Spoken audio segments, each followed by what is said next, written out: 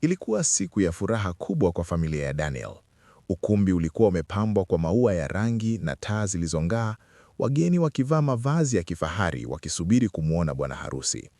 Daniel, kijana mwenye bidii na moyo wa huruma, alisimama pembeni akitabasamu, lakini ndani yake kulikuwa na jambo lililomsumbua. Alikuwa amemtuma mwaliko maalum kwa mgeni mmoja wa ajabu ambaye hakumwambia mtu yoyote kuhusu yeye. Mama yake mlezi, Bi Rehema, alihangaika huku na kule kuhakikisha kila kitu kiko sawa. Alimlea Daniel tangu akiwa mchanga baada ya kumpata hospitalini akiwa peke yake. Hakuwahi kujua wazazi wake halisi walikuwa nani. Daniel alijifunza kuishi bila kujua asili yake, lakini siku hii ilionekana kuwa na maana zaidi kuliko kawaida. Alimtazama saa yake mara kwa mara, akingoja ujio wa mgeni wake wa siri. Wakati huo huo, bibi harusi Amina alikuwa ndani ya chumba akijiandaa, bila kujua kuwa siku hii ingegeuka kuwa siku ya kufichuliwa kwa siri kubwa. Wageni walipoanza kujaza ukumbi, mtu mmoja alifika kwa utulivu. Alikuwa mwanaume wa makamu, mwenye uso uliochoka lakini wenye heshima. Alivaa suti ya kawaida, lakini macho yake yalikuwa na huzuni ya miaka mingi. Alijitambulisha kama Musa, na alipowasilisha mwaliko wake, aliingizwa ndani bila tatizo. Hakuna aliyemjua, wala hakuna aliyemuuliza maswali mengi. Alikaa kimya nyuma ya ukumbi, akimtazama Daniel kwa makini. Daniel alipomwona, moyo wake ulidunda kwa kasi. Huyo ndiye mtu aliyekuwa akimsubiri. Walikuwa wamewasiliana kwa siri baada ya Daniel kugundua kitu kisicho cha kawaida kuhusu kuzaliwa kwake.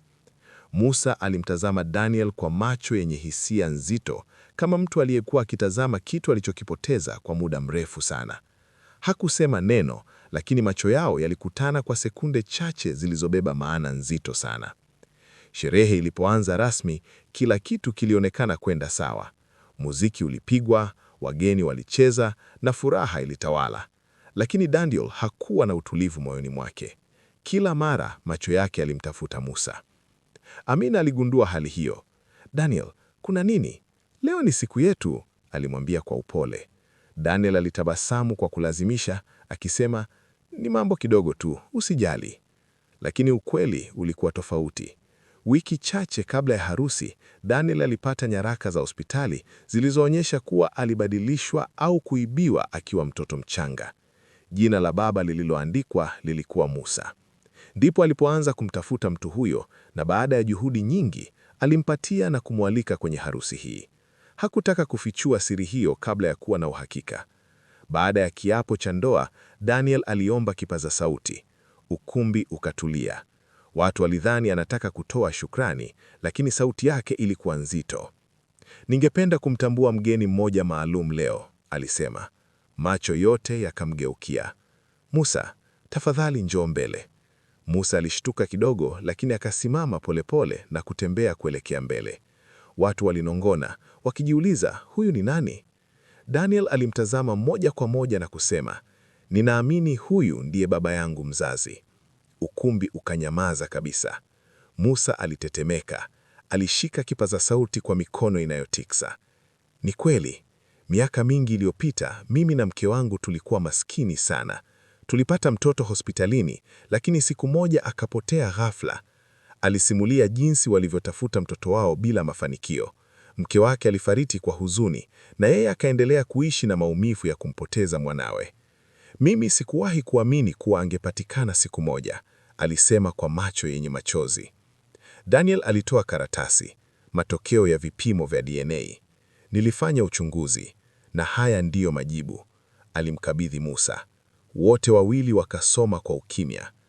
Mimi ni baba yako," alisema kwa sauti ya kuvunjika. Ukumbi ulilipuka kwa mashangazo. Sehemu ya 7, mama mlezi. Bi Rehema alisimama kwa mashangazo. "Ina maana nilikulea mtoto wa mtu mwingine?" Machozi yakimtoka. Daniel alimkumbatia. "Wewe ndiye mama yangu kwa kila kitu. Hilo halitobadilika kamwe." Watu waliguswa na maneno hayo. Daniel alimgeukia Musa na kusema, "Nilikasirika mwanzoni, lakini niligundua kuwa haukuwa na kosa." Musa alipiga magoti.